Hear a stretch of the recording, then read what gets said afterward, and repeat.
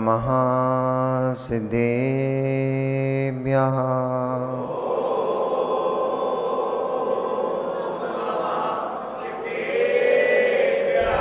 तव सिद्धे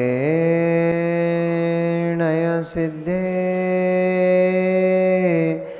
संयम सिद्धे चरित्र सिद्धया नाणम् इदंसनं मिया सिद्धे शिरसा नमस्सामि।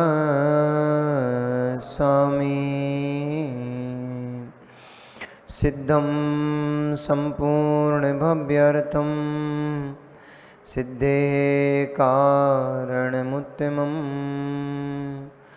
प्रशस्त दर्शन ज्ञान चारित्र प्रतिपादनम्।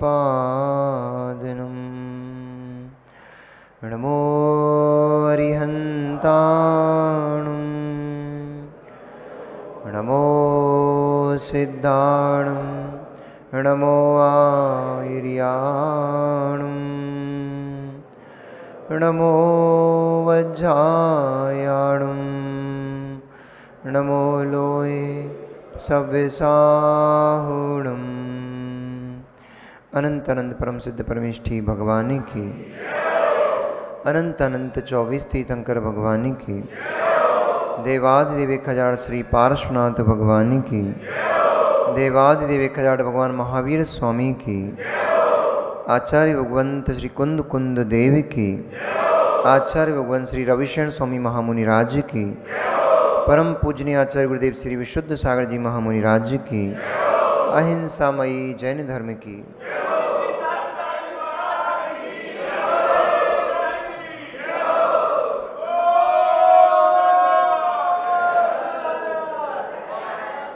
मनीषियों, वर्तमान शासन नायक भगवान वर्धमान स्वामी के शासन काल में हम सभी भव्य जीव यहाँ विराजते हैं। परम भट्टारक महाश्रमण उन भगवान वर्धमान स्वामी के मुख कमल से निश्चित वाग्वादिनी जीव से वस्तु का हरण करा देता है। नियोग अर्थात दैव्य अर्थात भाग्य, भाग्यशाली जीव को स्वतः ही नियोग प्राप्त हो जाते हैं और वह भी भाग उसका पूर्व का ही पुरुषार्थ होता है। इसलिए पूर्व के किए गए पुरुषार्थ से यह जीव कालांतर में, पर्यायांतर में अनेक अनेक उपलब्धियों को प्राप्त हो जाता है। सामान्य से देखा जाए तो हमें लगता है कि अचानक से ऐसा हो गया, लेकिन जब गहरे से देखोगे, जब केवल वर्तमान को देखोगे तो वस्तु की प्राप्ति अथवा वस्तु का हरण दिखेगा, लेकिन जब उसके पीछे सिद्धांत को देखोगे तो बिना कार्य के, बिना कारण के कोई कार्य घटित होता नहीं है। कोई भी कार्य घटित होता है, कोई भी कार्य होता है, उस कार्य के पीछे कोई ना कोई कारण अवश्य छिपा होता है। आप लोग भी आज यहां आए हो, अभी तक जैन भवन में सुनते थे, आज निर्मल सदन क्यों आए हो? कारण है क्योंकि आज देशना निर्मल सदन में हो रही है। कारण इसीलिए तो निर्मल सदन आए हो ना। अपनी आत्मा का कल्याण करने का आपके अंदर भाव है, इसलिए आप सारे गृहस्थी के कार्यों को छोड़ करके यहां पहुंच गए। हर कार्य के पीछे कोई ना कोई कारण छिपा होता है और वह कारण उस जीव के पूर्व का पुरुषार्थ रूप होता है। पूर्व में यदि उसने पुरुषार्थ ना किया हो तो ऐसा कोई कारण कभी सामने दिखाई नहीं देता है, और जब कारण नहीं होता तो कोई कार्य भी सामने दिखाई नहीं देता है। राज संपदा को प्राप्त किया, राज वैभव को प्राप्त किया, तो जिस अवस्था को यह जीव प्राप्त होता है तद अवस्था रूप उसके परिणाम भी होने लग जाते हैं, उसकी भावना भी वैसे ही होने लग जाती है।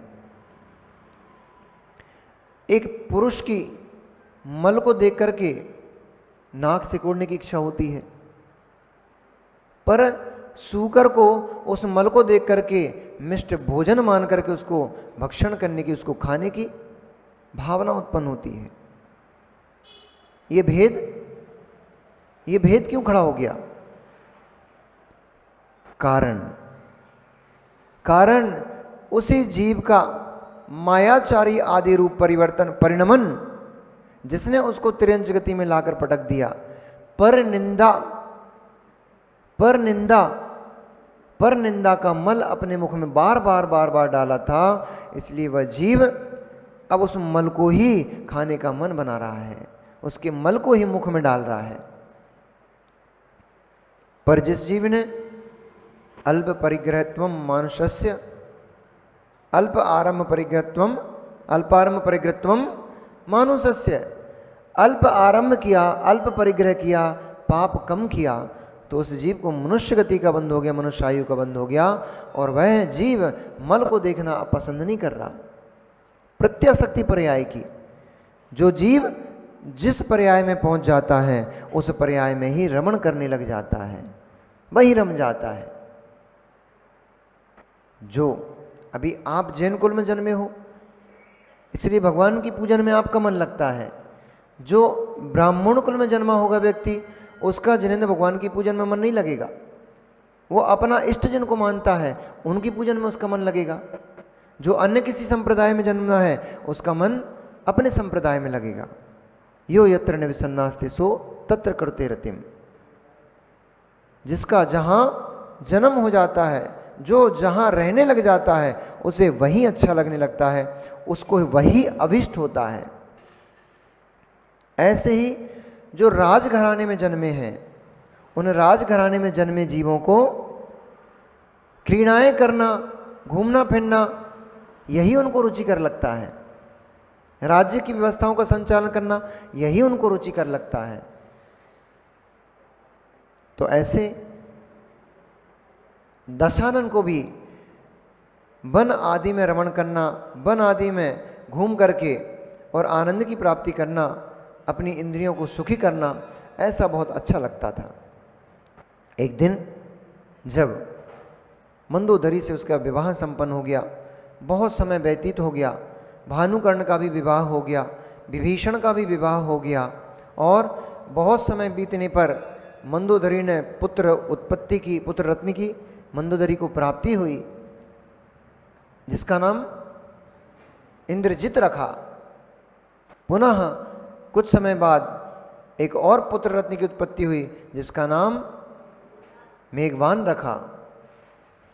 ऐसे दो पुत्र और मंदोदरी रूप पत्नी को पाकर के दशानन अत्यंत सुखपूर्वक अपने भोगों को भोगता हुआ एक दिन उसका मन बन जाकर के वापिका आदि में स्नान का हुआ और वन में अटखेलियां करने के मन से वह मेघरव नामक वन में पहुंचा।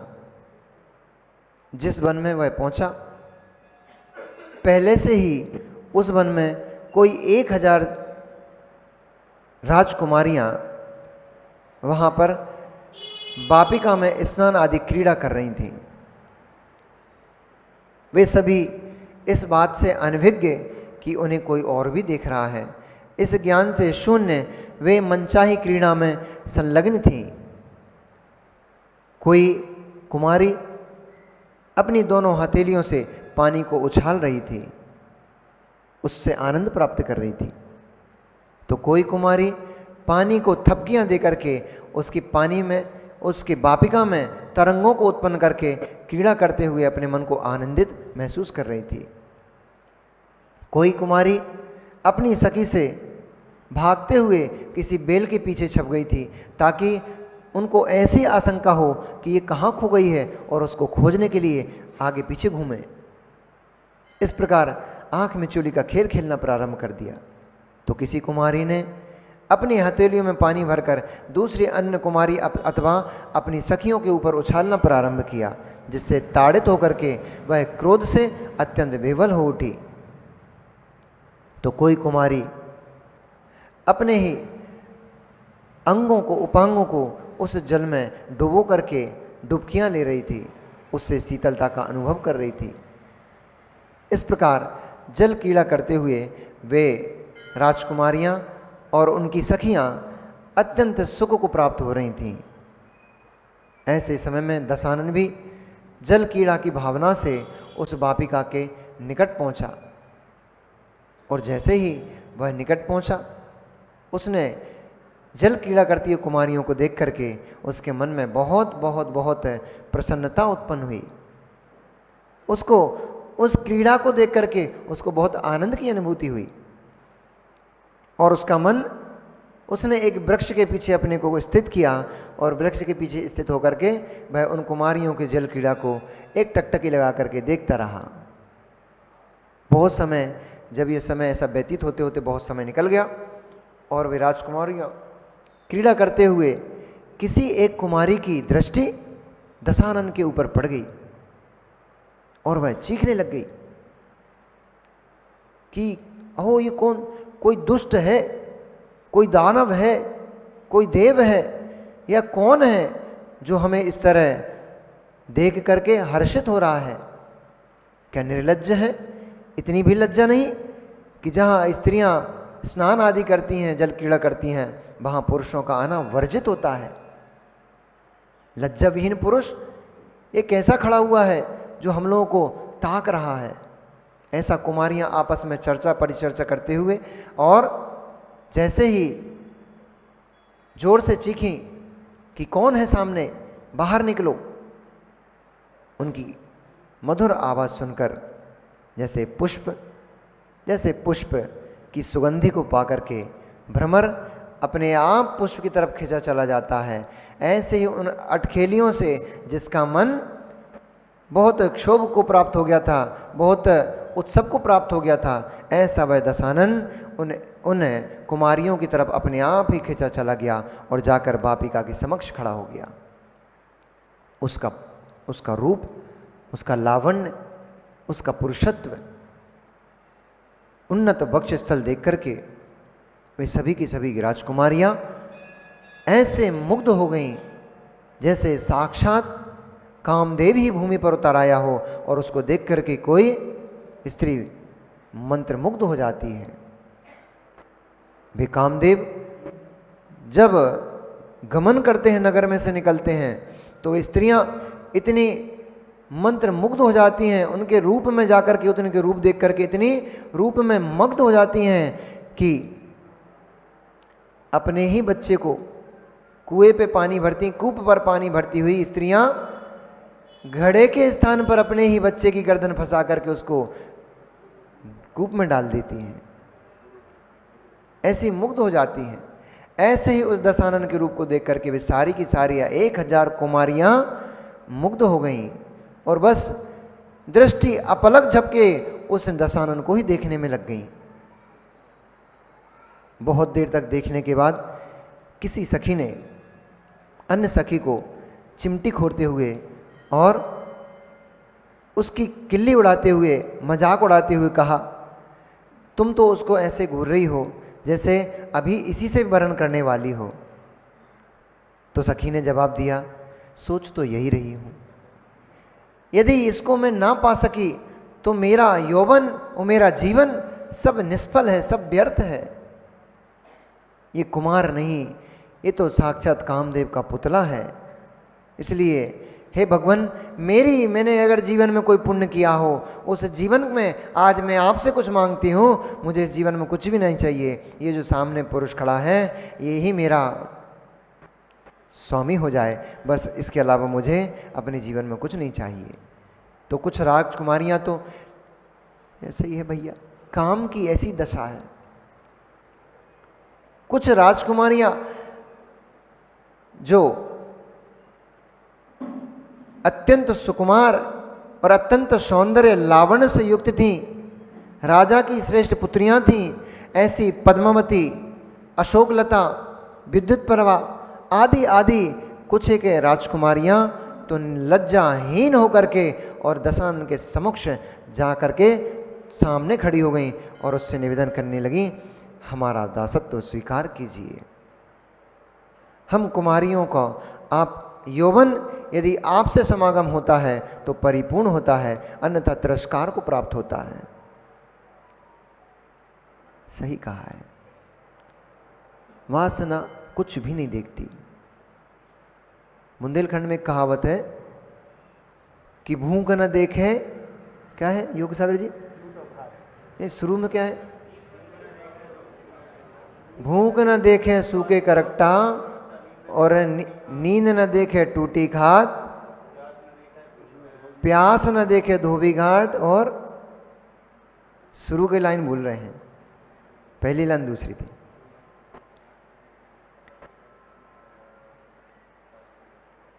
भूख बासी रोटी नहीं देखती, भूख न देखे नींद न देखे टूटी खाट। इससे पहले एक लाइन थी, वो याद नहीं आ रही है। वो तो एक लाइन आगे की नहीं आ रही, ये तो सब आगे ही याद, 3 लाइन आ गया था, शुरू की एक लाइन याद नहीं आ रही। वो कोई को पता हो तो बताओ। अच्छा चलो 3 से काम चला लेते हैं। भूख न देखे सूखे कुरक्टा जूठा भात, प्यास न देखे धोबी घाट और नींद न देखे टूटी खाट। जात को जात ऐसा था। काम न देखे जात को जात, काम न देखे जात को जात, भूख नींद न देखे टूटी काट और भूख न देखे सूखे कुरक्टा और प्यास न देखे धोबी घाट। काम न देखे जात को जात। काम उत्पन्न हो जाए, वासना उत्पन्न हो जाए, फिर इस जीव को न जाति न पंथ न कुल मान मर्यादाएं कुछ भी, यश कुछ भी नहीं दिखाई देता, केवल उसको अपनी वासना की पूर्ति नजर आती है। और ये प्रत्यक्ष में देखने को मिलता है अब तो।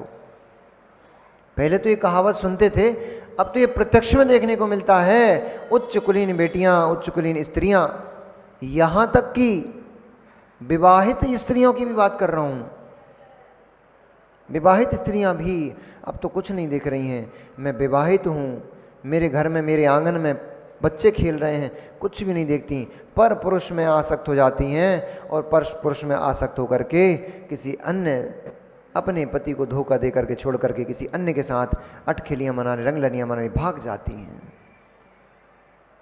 ये तो संसार में दशा है। किस पर भरोसा करोगे? किस पर भरोसा करोगे? किससे उम्मीद लगाओगे? किससे आस लगाओगे? अरे जिन्हें पूरा यौवन सौंप डाला, जिन्हें पूरी पुरुष पर्याय सौंप डाली, जिन्हें संपत्ति सब कुछ सौंप डाला, जिनके लिए अपना बल पौरुष सब नष्ट कर डाला, वे ही छल करके धोखा देके किसी अन्य के साथ भाग कर चली जाती हैं, अन्य के साथ संबंध स्थापित कर लेती हैं। किस में संबंध देखोगे? किस में अपनापन देखोगे? किसको अपना कहोगे? माँ, जिन्हें तुम अपना कह रहे हो, पर घर को, अपने स्वयं के घर को छोड़ करके जिनके पीछे पीछे भागी भागी चली आई, जिनके लिए घर छोड़ दिया, परिवार छोड़ दिया, भाई बंधु सब कुछ छोड़ दिया, लाड़ दुलार प्रेम वात्सल्य सब छोड़ दिया, जिसके लिए वो किसी और की बाहों में पड़ा मिला, किसको अपना कहोगे? किसको कहोगी ये तो मेरा है? इसलिए जगत में कोई भी मेरा नहीं है। अरे जिसकी वासनाएं तीव्र हैं उसे कुछ भी दिखाई नहीं देता। वासनाओं को कंडे की आग के समान कहा है। वासनाओं को कंडे की आग के समान कहा है। हर समय धधकती है, ऊपर से लगता है कि राख आ गई है, अग्नि बुझ गई है, अंदर ही अंदर झुलसती रहती है, धधकती रहती है, और जैसे ही थोड़ा सा ईंधन मिलती है तुरंत उसमें आग लगा देती है।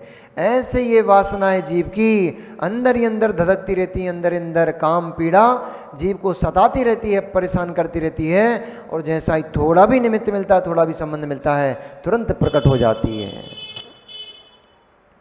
यद्यपि कुलवंती कन्याएं थीं, यद्यपि राजकुमारियां थीं, रूप लावण्य से युक्त थी तो थी, साथ में मर्यादाओं से भी युक्त थी, लेकिन वासना ने मर्यादा विहीन कर दिया, लज्जा विहीन कर दिया। और कई एक कन्याएं आकर के सामने दशानन के निवेदन करने लग गईं, हमें अपनी पत्नी रूप में स्वीकार कर हमारे साथ मन चाहे भोगों को भोग कर हमें तृप्त कीजिए। क्षत्रियों का तो ये काम ही होता है, राजा महाराजाओं का तो यही काम होता था। जो सुंदर स्त्री लगी, जो सुंदर स्त्री उनको पसंद आ गई, उसके साथ विवाह कर लिया। कई कई विवाह होते थे राजा महाराजाओं के। तो इसके पीछे एक बहुत बड़ा कारण है। किसी ने पूछा था, साहुला जी, किसी ने पूछा था एक बार कि महाराज ये भेदभाव नहीं है कि एक स्त्री अन्य किसी से पुरुष के साथ विवाह नहीं कर सकती, व्यभिचारिणी कहलाने लग जाती है, पर एक पुरुष सैकड़ों स्त्रियों के साथ विवाह कर सकता है, तब भी व्यभिचारी नहीं कहला सकता। तो ये भेदभाव नहीं है स्त्रियों के साथ। आपके मन में भी कभी उत्पन्न हुआ होगा ऐसा प्रश्न कि हम स्त्रियों को इतना नीचा क्यों देखा जाता है? हम यदि किसी परपुरुष के साथ संबंध स्थापित करते हैं, उसके साथ विवाह कर लेते हैं, तो हम कुल कलंकिनी कहलाने लग जाते हैं, व्यभिचारिणी कहलाने लग जाते हैं। और हमारे पति 4 स्त्रियों से विवाह कर लें, 100 से कर लें, तो भी कुल कलंकिनी कहलाते हैं, व्यभिचारिणी कहलाते हैं।